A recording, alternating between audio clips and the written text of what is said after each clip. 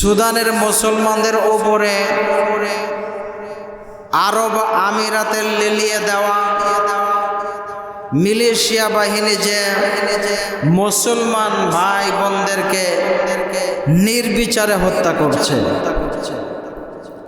আর এইগুলা দেখে দেখে আরব রাষ্ট্রপ্রধান সহ পৃথিবীর সকল মুসলিম রাষ্ট্রপ্রধানরাই মনে হচ্ছে না দেখার ভান করে আছে। তারা কিছুই জানে না, কিছুই শোনে না।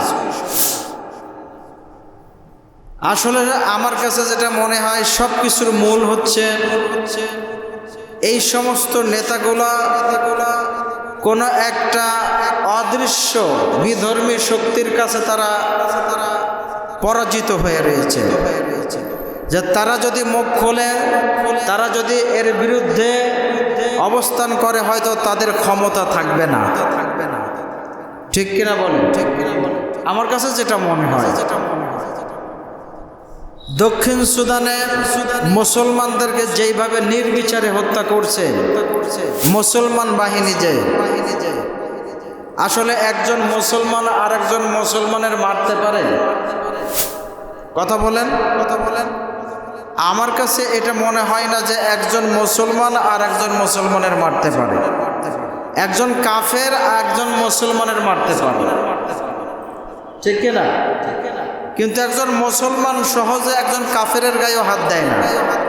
একজন মুসলমানের জন্য নির্দিষ্ট নীতিমালা আল্লাহ রাব্বুল আলামিন দিয়ে দিয়েছেন, ঠিক না বেঠি? আল্লাহ রাসূল সাল্লাল্লাহু আলাইহি ওয়াসাল্লাম বলেছেন, একজন মুসলমানের জন্য আর একজন মুসলমানের জীবন মাল রক্ষা করা তার জন্য ফরজ। একজন মুসলমান হয়ে আর একজন মুসলমানের রক্তপাত করা হারাম। তাহলে তারা যে কাজটা করছে আমার মনে হয় না যে তারা মুসলমান যারা মারছে। কারণ আল্লাহ রাসূল সাল্লাল্লাহু আলাইহি সাল্লামের শিক্ষা তাদের মধ্যে থাকলে কখনোই একজন মুসলমান হয়ে আর একজন মুসলমানের গায়ে হাত দিতে পারে না, ঠিক না বেঠিক? তা আমরা আল্লাহর কাছে জুমার দিন দোয়া করব, আল্লাহ রাব্বুল আলামিন পৃথিবীর সকল প্রান্তের সকল মুসলমানদেরকে সকল প্রকারের জুলুম নির্যাতন থেকে হেফাজত করুন। বলুন আমিন।